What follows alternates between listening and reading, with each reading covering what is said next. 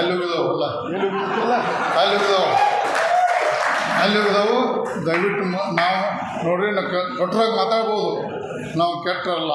ನಮ್ಮ ದಯವಿಟ್ಟು ನಮ್ಮ ಮೇಲೆ ನಾವು ಹೊರಗಿನ ಅಲ್ಲ, ನನ್ನ ಅಂಜಿಕೆ ಇದೆ ಹೊರಗಿನ ಅಂತ ನಾವು ಅದೇ ರಮೇಶ್ ಕತ್ತಿ ಬಂದು ಮನ್ಯಾಗ ಬಂದು ನಡೀತೈತಿ, ಬೇರೆ ಬಂದು ಕೂತ್ಕೊಂಡು ಹೊರಗಿನವ ನಾವು.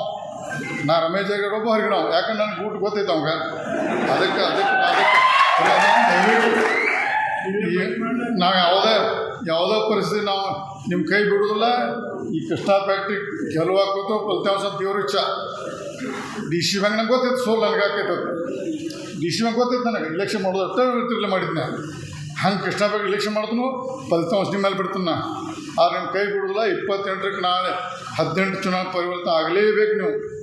ಅದ್ರ ಮೇಲೆ ಅದಕ್ಕೆ ನಾವು ಈಗಿನ ಹೊರತಾಗಿ ನಾವು ಲಾಸ್ಟ್ ಟೈಮ್ ಫೇಲ್ ಆದರೂ ಸಿದ್ದಪ್ಪ ನಮ್ಮ ಬೂತ್ ಬಿಟ್ಟು ಹೋಗ್ಬಿಟ್ಟು ನಮ್ಮ ಕಂಟ್ರೋಲ್ ಆಗಿಲ್ಲ. ಸಡನ್ನಾಗೆಲ್ಲ ಡ್ಯಾಮ್ ಹೊಡೆದಂಗೆ ಅಂತ. ಅದಕ್ಕೆ ನಾವು ಫೇಲ್ ಆಗಿದ್ದು. ಇನ್ನು ಫೇಲ್ ಆಗೋದಿಲ್ಲ. ಇನ್ನೂ 2 ವರ್ಷ ಟೈಮ್ ಐತೆ. ನಾವು ಬಿ ಜೆ ಪಿಯಾಗೆ ಇರ್ತೀವಿ. ಮತ್ತು ನಾವು ಬಿ ಜೆ ಪಿಯಿಂದ ಕ್ಯಾಂಡಿಡೇಟ್ ಹಾಕು. ನಾವು ಜಂಪ್ ಮಾಡೋಕ್ಕೆ ಹೋಗೋಲ್ಲ. ಇಲ್ಲೇ ಮಾಡೋದು, ಇಲ್ಲೇ ಯುದ್ಧ ಮಾಡೋದು, ಇಲ್ಲೇ ಮುಂದಿನ ಮತ್ತು ಅವ್ನು ಶಪಥ ಮಾಡೋದು. ಸೋಲ್ಸಿಬಿಡು ನಿಮ್ಮ ಇಚ್ಛ. ನನ್ನ ಶಕ್ತಿ ಅಲ್ಲ, ನಿಮ್ಮ ಶಕ್ತಿ. ನಾ ಬರೀ ಅಣ್ಣ ಒಟ್ಟ ನೀವು ಶಕ್ತಿ ಕೊಟ್ಟು ಸೋಲಿಸು, ಗೆದ್ರೆ ಮಲೆ ಹಾಕು. ಇಷ್ಟೇ ನಮ್ಮ ದೇವ್ರ ಇಚ್ಛ. ಅದಕ್ಕೆ ನೀವು ಗಟ್ಟಿಯಾಗಿ ನಮ್ಮ ದೇವ್ರಿ. ಈಗ ಇದೆಲ್ಲ ನೀರಾವರಿ ಸ್ಕೀಮ್ ಈಗ ನಮ್ಮ ಅಮಾವಾಸ್ಯೆ ಹೊಲಸು ಮಾಡಿಬಿಡ್ತಾನೆಲ್ಲ.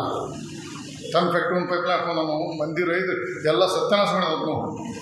ನಾವು ಹೊಳೆ ಬಂದ ನಂತರ ನೋಡೋದನ್ನ ಅದ್ರ ಬಗ್ಗೆ ದಯವಿಟ್ಟು ನೀವೆಲ್ಲ ಗಟ್ಟಿಯಾಗಿರಿ.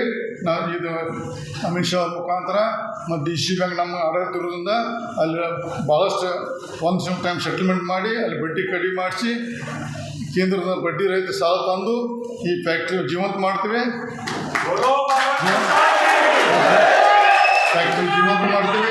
ಅದಕ್ಕೆ ದಯವಿಟ್ಟು ಈ ಫ್ಯಾಕ್ಟ್ರಿ ಪಂಚ ಯಶ ಕೊಡ್ರಿ. ಈ ಗೆಲುವು ರೈತರಿಗೆ ಗೆಲುವು ಆಗ್ತದೆ, ನನಗೆ ಗೆಲುವಲ್ಲ. ಅದಕ್ಕೆ ದಯವಿಟ್ಟು ಎಲ್ಲರೂ ನಾಳಿಂದ, ಇವತ್ತು ಮುಗಿತು ರಾತ್ರಿ, ನಾಳಿಂದ 26 ತಾರೀಕು ಹುಟ್ಟಿನ ದಿವಸ. ಅವತ್ತು ಇಲ್ಲ, ಇವತ್ತೆಲ್ಲ 20 ಇನ್ನು ಬರುವ 4-5 ದಿವ್ಸನಾಗ ನೀವೆಲ್ಲರೂ ಪ್ರತಿಯೊಬ್ಬರು ರೈತರು ವಿಚಾರ ಮಾಡ್ಕೊಂಡು ಚೆಂದಂಗೆ ಊಟ ಹಾಕ್ರಿ. ಅವ್ರಿಗೆ ಏನು ಕೊಡ್ತಾರೆ ತಗೋರಿ, ಅದು ನಿಮ್ಮ ರೊಕ್ಕ ಅದ. ಅವ್ರಿಗೆ ಹಾಕ್ಕೊಂಡ್ರಿ, ನಮ್ಗೆ ಊಟ ಹಾಕ್ರಿ. ಈ ಸ್ವಾಭಿಮಾನ ಆರಿಸ್ಬಿಟ್ಟು ನೀವು ಆಶೀರ್ವಾದ ಹೇಳಿ ನಾಳೆ ಮಾಡ್ಬಿಡ್ತೀನಿ. ಜೈ